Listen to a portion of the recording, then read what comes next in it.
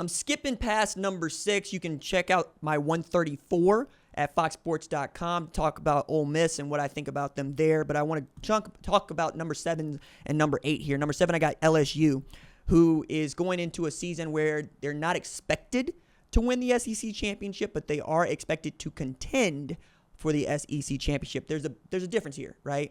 There are programs in the preseason that we think will win this thing going away, and there are programs in the preseason that we think got a shot to win it. When we're trying to cover said bets, right? We're trying to make sure that we take into account everybody that should have an opportunity getting an opportunity.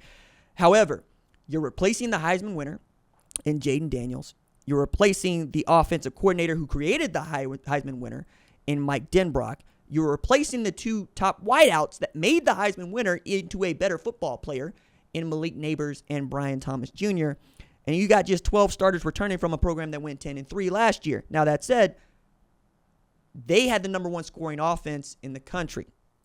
Do you keep some of that with all this turnover? We will see.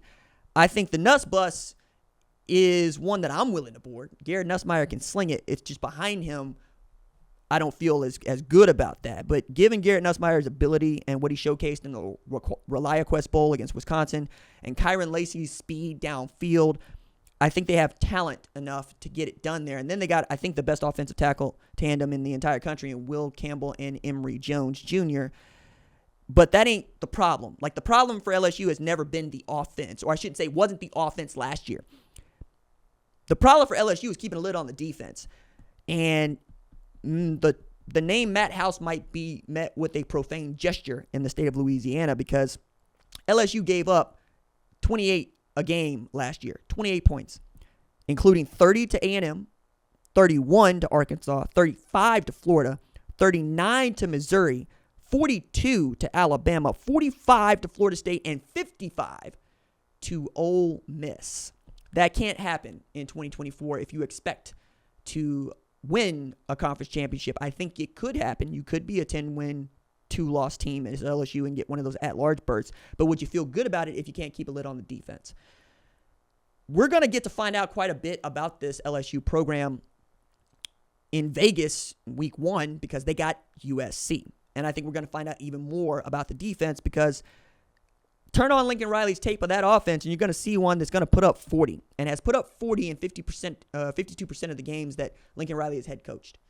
Blake Baker, new defense coordinator at LSU, did a great job at Missouri, and I genuinely think that he's a great defensive coordinator and play caller, but even he is going, we got some things to figure out on the defensive side of the ball. They're not as clean as he would like them to be. This is just him talking last week about what he has seen from the players through the first couple of weeks, or first week really, of preseason camp. But I think they got enough to get it right, and they certainly got enough talent.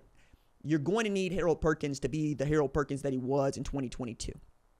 Whether that's moving him back outside or he's becoming more effective playing inside, or you're doing some mixing up of the two. I think you're going to need him to be the person that Jared Verse was for Florida State last year, and that he can be. Like, he is one of the most talented players in the sport. I just want to see him ascend to that level.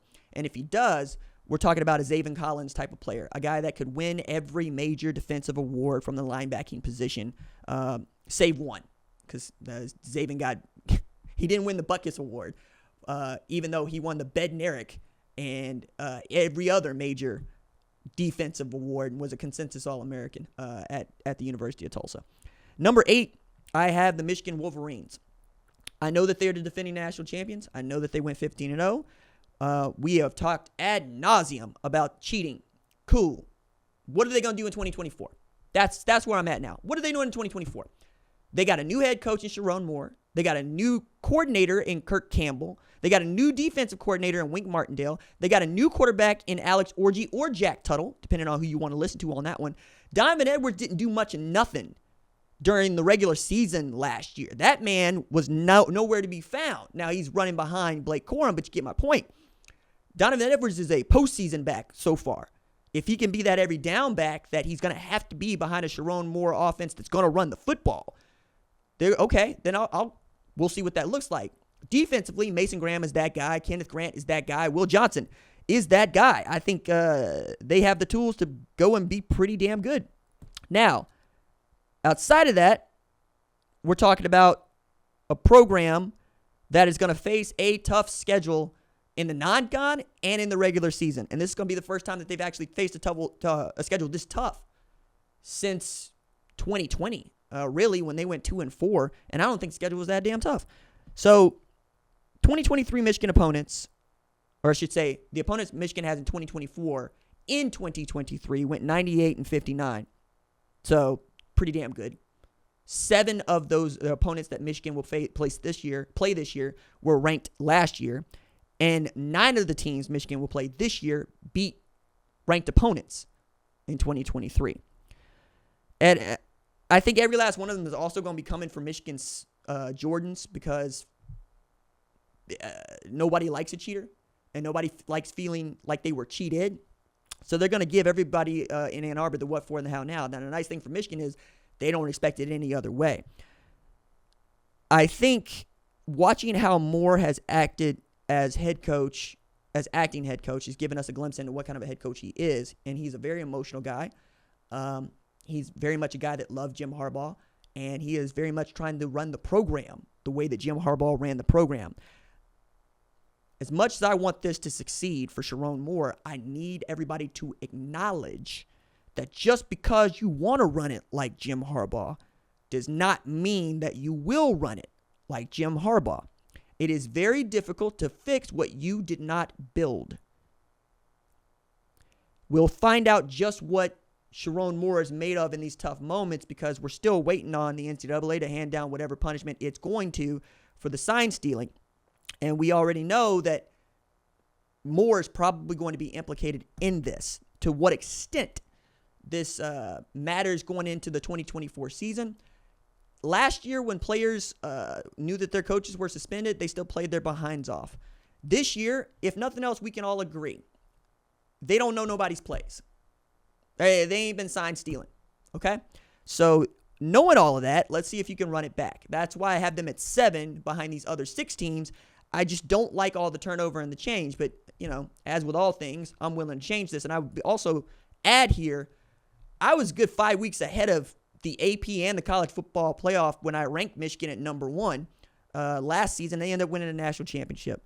So every now and again, we look at these things and we reevaluate, and I trust what I see, and I trust what I know, and I trust the reporting. I think Michigan right now is a top 10 team. They can ascend into a top 5 team with a win against Texas. Like LSU, I think, can ascend to a top 6 team with a win against USC. And that's one of the reasons why I think they are fascinating at number 7 and number 8.